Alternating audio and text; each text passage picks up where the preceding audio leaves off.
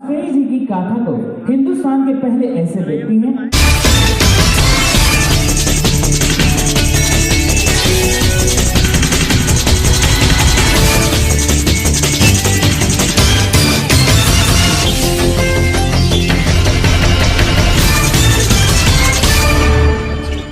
मैं मंजू अग्रवाल के केने न्यूज चैनल से आई आज की खबर लेकर विज्ञान भवन में हुआ नवम राष्ट्रीय अटल सम्मान समारोह।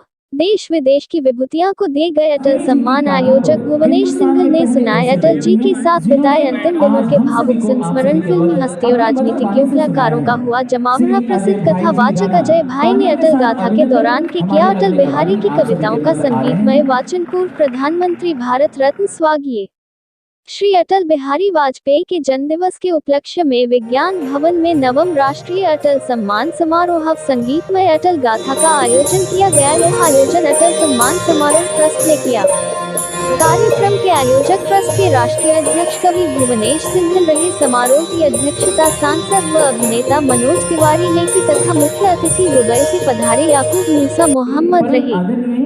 विशिष्ट अतिथि दिल्ली विधानसभा के मुख्य सचेतक प्रतिपक्ष अजय महावर रहे।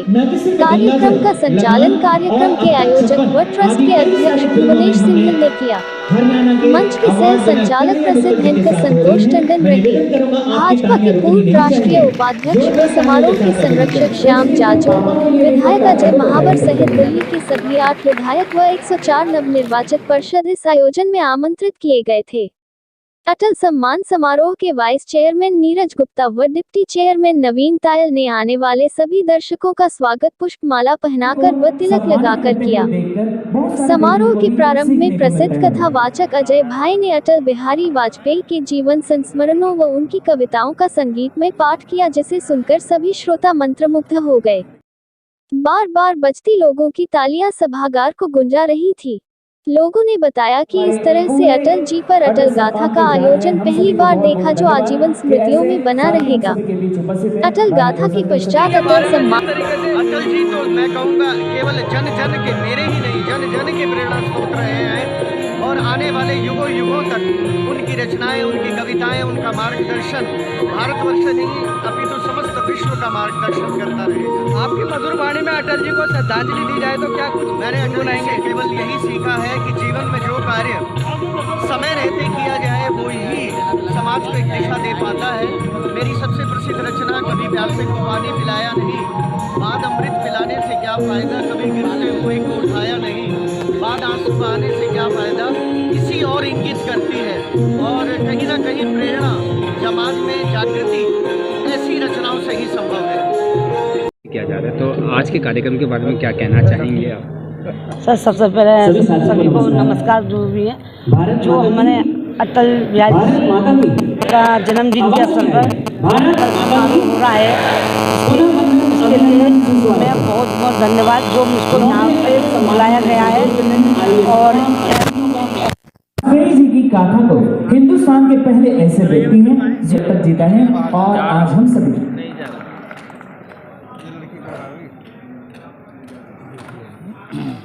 क्या बेटियों के लिए इतनी कम तालियां बजती हिंदुस्तान में?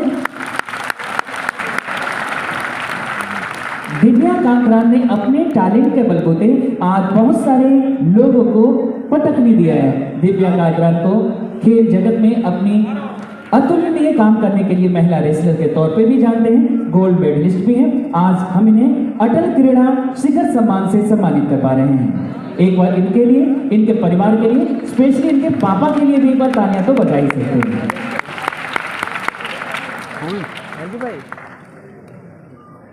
आवाज आ रही है? एक बार जीवन में हमेशा को सम्मानित करते हुए देखकर बहुत सारी बेटियों को भी सीखने को मिलता है।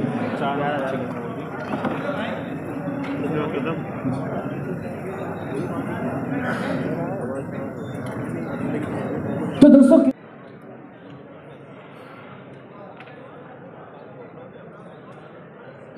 सोनिया रावत जी का भी सम्मान करेंगे हम, हमारे उत्तराखंड कैबिनेट मिनिस्टर।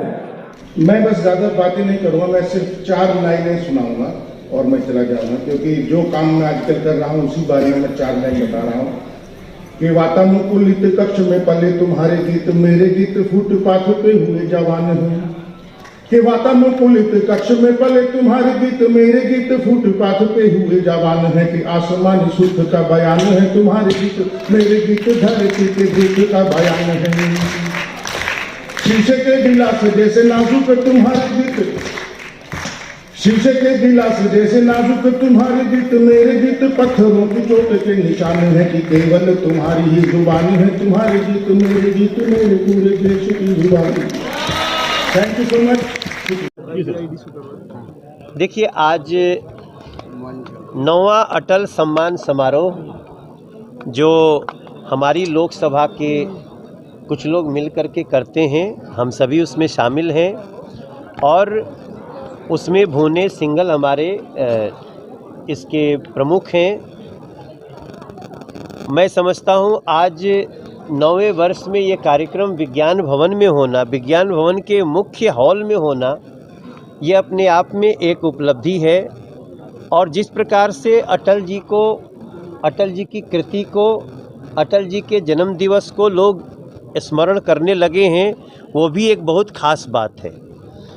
इस बार जिन जिन लोगों को सम्मानित किया गया है वो इस देश के बहुत प्रमुख लोग हैं। दिव्या काकरान जैसा पहलवान, कन्हैया मित्तल जैसा व्यक्ति और भारत को युद्ध जिताने वाले ऐसे लोग, अधिकारी, समाज सेवी, कला जगत से लोग, तो ये सब कुछ आप सब मीडिया के लोगों ने उनको जो वीडियो उनका लिया होगा, आप उनको बताएंगे तो लोगों को बहुत अच्छी जानकारी मिलेगी। भारत रत्न तो थे ही अटल बिहारी वाजपेयी जी, इसके साथ साथ वो इंसानियत के बहुत बड़े पैरोकार थे। उनके गीत आज भी आपको विपरीत समय में भी खड़े रहने की और मनुष्य बने रहने की शिक्षा देते हैं। और उन्हीं के रास्ते पे चलते हुए आज भारत दुनिया की 5वीं सबसे बड़ी इकॉनमी बन चुका है। देखिए, कहने में तो बड़ा सहज सी लाइन लगती है, लेकिन पूरी दुनिया में ब्रिटेन को भी पीछे छोड़ करके, जिसने हमें 200 वर्षों तक गुलाम रखा, उसको भी हम इकोनॉमिकली पीछे छोड़ दिए हैं। और आज जब मैं आपसे बात कर रहा हूँ 24 दिसंबर 2022 को, तो आप सबको ये जान करके खुशी होगी कि अगले 2-2.5 महीने में हम दुनिया की तीसरी सबसे बड़ी इकॉनमी होने जा रहे हैं। फ्रांस और जर्मनी को हम बड़ी तेज़ी से पीछे छोड़ रहे हैं। और यही कारण है कि आज देश में कल एक बहुत बड़ा निर्णय हुआ, उसकी समीक्षा मीडिया के लोग भी, और ख़ासतौर से मैं चाहूँगा जो वेब मीडिया के लोग हैं वो ज़रूर करें, चैनल्स ज़रूर करें कि अब जो 3 रुपया किलो चावल मिलता था राशन में, राशन के कोटे से और राशन कार्ड से, और 2 रुपया किलो जो गेहूं मिलता था, अब उसको देश के प्रधानमंत्री ने फ्री ऑफ कॉस्ट वो अगले साल 2023 के अक्टूबर तक अभी किया गया है।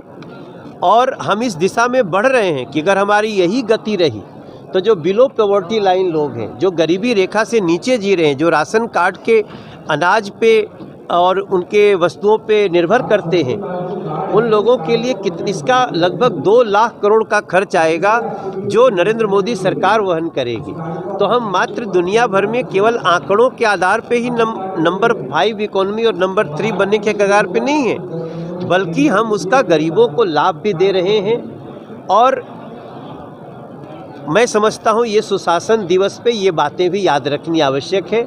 आप सभी विज्ञान भवन में आए, बहुत बहुत धन्यवाद। कोई सवाल हो तो बताएं। तिवारी जी, राहुल गांधी द्वारा लगातार प्रश्न किया जाता है कि भारत जोड़ो यात्रा को कहीं ना कहीं बीजेपी द्वारा ट्रोल किया जा रहा है, और ऐसा किया जा रहा है कि लगातार जो है, चाहे मेडिकल से अभी जो नए रूल बनाए गए हैं, नया कोरोना को लेकर के लोग मास्क नहीं लगा रहे हैं, ये यात्रा जो है असंवैधानिक है, इस पर क्या कहेंगे? नहीं, देखिए, मैंने भी परसों से अपना मास्क निकाल लिया है। हम आपसे थोड़ा 2 गज की दूरी पे हैं, इसलिए हम बिना मास्क के बात कर रहे हैं। हम जैसे ही भीड़ में जाएंगे हम सतर्क हो जाएंगे। हमने तो देखा है ना, अपने लोगों को मरते देखा है। अब हम भारत को तो ये कोई काल्पनिक कहानी तो है नहीं। और आज चाइना में 8 लाख के आसपास लोग मर चुके हैं, जो जानकारी आई है। तो इस नए वेरिएंट में अगर देश के प्रधानमंत्री, देश का स्वास्थ्य मंत्रालय, हम सभी, मैं एम्स कमेटी का चेयरमैन हूँ, अगर हम ये खतरा भांप करके सबको सतर्क कर रहे हैं तो कांग्रेस को इसको क्यों बुरा लगता है। लेकिन याद रखिए, कांग्रेस जब पहली बार भी नरेंद्र मोदी जी ने कहा था चलिए दिया जलाते हैं, थाली बजाते हैं, लोगों को जगाते हैं, तो कांग्रेस मजाक बना रही थी। जब हम वैक्सीन ला रहे थे तो उसको ये लोग मोदी वैक्सीन बोलते थे, आज उसी बीजेपी की वैक्सीन बोलते थे। आज उसी वैक्सीन को लगा के हम आप सुरक्षित हैं, वरना चाइना जैसा देश आज 7 लाख कप लोगों को खो चुका दोबारा। तो हम बूस्टर लगा रहे हैं, हम सबको कह रहे हैं कि आप भी बूस्टर लगाइए। तो कांग्रेस को इस तरह की बातें नहीं करनी चाहिए। ये कोई स्पेशली उनके यात्रा के लिए नहीं है, यात्रा तो वैसे भी उनकी समाप्ति हो गई है और यात्रा भी ब्रेक करके चल रही है। थोड़ी देर ब्रेकिंग में चल जाते हैं लेकिन पूरा देश ब्रेक करने की नीयत रखते हैं। अभी तो सब तोड़ा ही है, जोड़ा क्या है। किसी चर्च में मिले तो वो भारत का विरोधी पादरी थे, रास्ते में मिले कन्हैया कुमार जैसे भारत तोड़। निष्पक्ष, निर्भय और सत्य बताते हैं। हम आपके लिए ऐसी खबरें लाते हैं। KKN न्यूज़ समाज को आईना दिखाते हैं।